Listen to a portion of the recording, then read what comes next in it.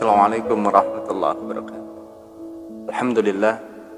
Allahumma salli wa sallim ala Muhammad wa ala alihi wa sahbihi wa barik wasallam. Saudaraku yang dirahmati Allah SWT, ada satu sifat yang paling dominan dari orang yang bertakwa adalah ikhlas. Pada episode saat ini kita akan bahas sedikit tentang keikhlasan. Kenapa keikhlasan menjadi sifat dominan bagi orang yang bertakwa? Karena ini adalah sifat dasar yang harus dimiliki seseorang ketika dia ingin menjadi hamba Allah yang baik. Bahkan para ulama itu menjadikan ini sebagai syarat diterimanya sebuah ibadah di hadapan Allah Subhanahu wa taala selain daripada ittiba atau mengikuti contoh Rasulullah sallallahu alaihi wasallam. Kenapa ikhlas?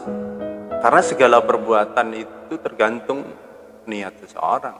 Innamal a'malu binniyat wa innamal likulli imri'in ma nawa. Bahwa segala sesuatu itu tergantung niatnya. Ketika niatnya ikhlas, maka ibadahnya akan menjadi baik.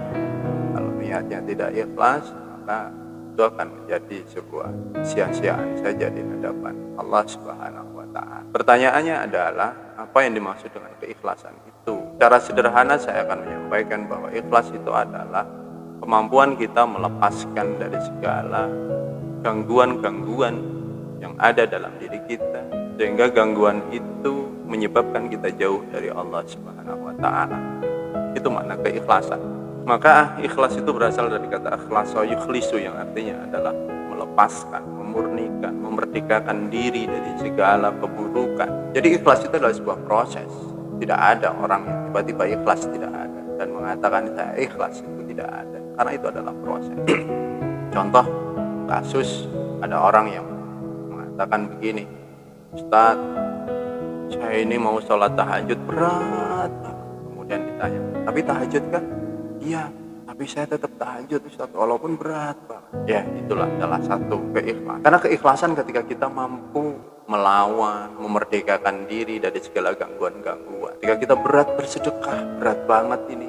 Saya mau sedekah, nanti bagaimana kalau saya sedekah? Bagaimana anak saya? Bagaimana istri saya? Tapi ketika kita tetap bisa bersedekah, entah berapa jumlahnya, kemampuan kita melepas segala gangguan, tarikan-tarikan duniawi, itu yang disebut dengan keikhlasan. Maka Fudail bin Iyad pernah menyampaikan bahwa beramal karena orang itu syirik, meninggalkan amal karena malu kepada orang itu riya.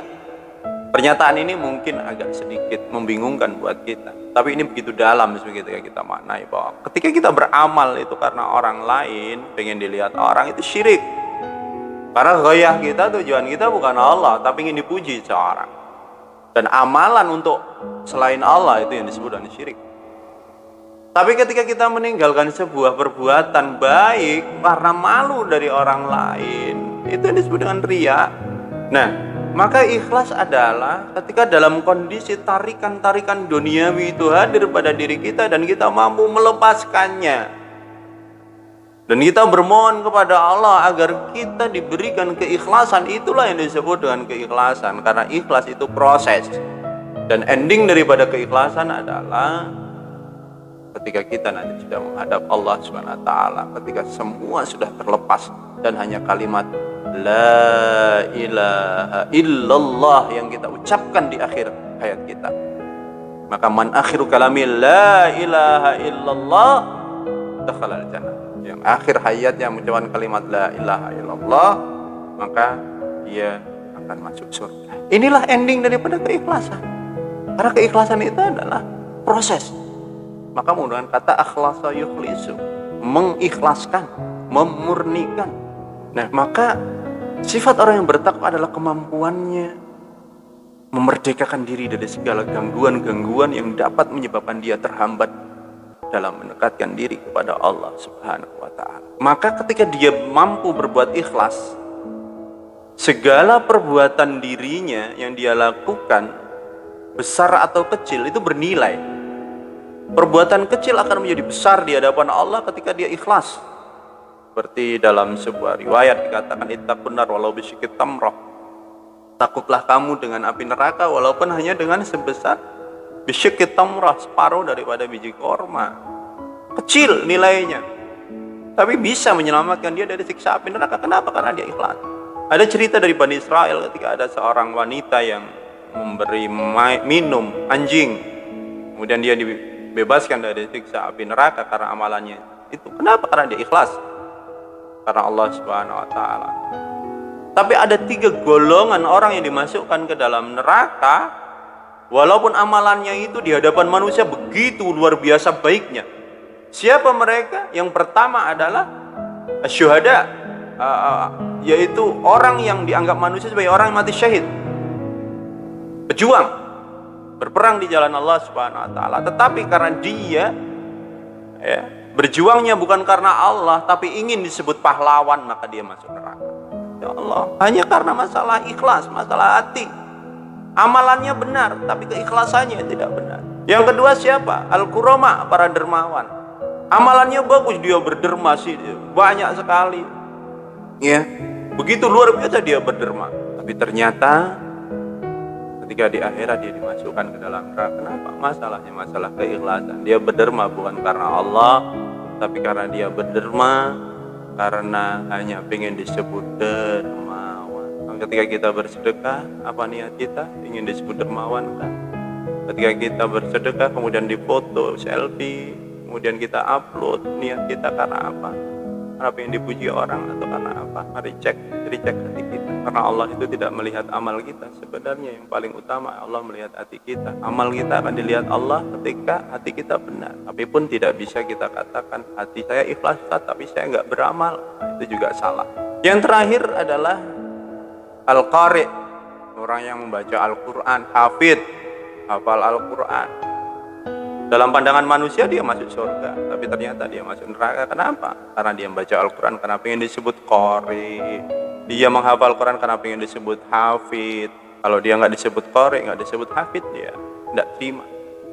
Bahkan ketika tidak diberi gelar, dia karena sudah hafal Al-Quran tidak diberi gelar Al-Hafid, dia marah. Masya Allah. Maka orang yang ikhlas adalah yang hatinya benar-benar terbebas dari kungkungan duniawi, dari kungkungan materi, baik itu manusia kah, jabatan kah, materi harta kah itu, atau yang lainnya. Dia fokus kepada Allah SWT. Shiratal mustaqim, itulah orang yang ikhlas. Fokus kepada Allah SWT.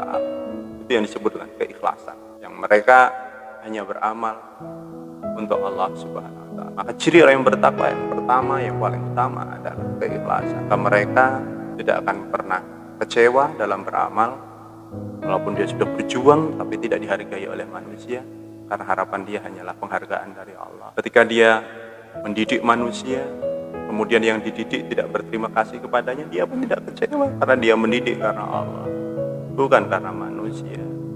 Ketika dia membantu orang lain tapi orang lain tidak berterima kasih, mungkin akan mencacinya dan yang lainnya, dia tidak kecewa karena dia membantu orang karena Allah, bukan karena ingin orang berterima kasih kepadanya. Dan seterusnya, apapun yang bersifat duniawi tidak pernah melekat di dalam dadanya. Yang ada hanyalah Allah SWT. Itulah orang, Masya Allah, itulah ciri orang bertakwa. Kalau pribadi-pribadi seperti ini hadir dalam kehidupan, luar biasa. Nah, tujuan perintah Allah itu sudah terlaksana. Wa ma umiru illa liya'budullaha mukhlishina lahu-d-din hunafa. Tidaklah mereka itu diperintahkan kecuali untuk beribadah kepada Allah dengan ikhlas, mengikhlaskan diri, lurus, hunafa di jalan Allah Subhanahu wa taala. Dan banyak sekali contoh-contoh bagaimana keikhlasan itu dapat merubah kehidupan. Sekarang terlalu banyak orang yang kecewa, terlalu banyak orang yang sakit hati, stres dan yang lainnya. Kenapa?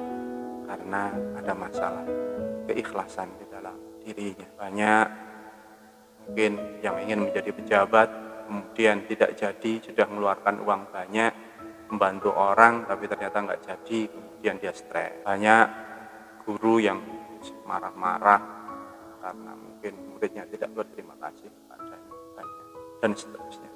Maka disinilah pentingnya kita untuk terus belajar ikhlas. Dan momen puasa ini adalah momen yang paling terbaik untuk kita belajar ikhlas. Kenapa? Tidak ada yang tahu amalan kita kecuali kita dengan Allah Subhanahu wa taala. Maka teruslah di sini kita renung pembelajaran keikhlasan yang begitu dalam.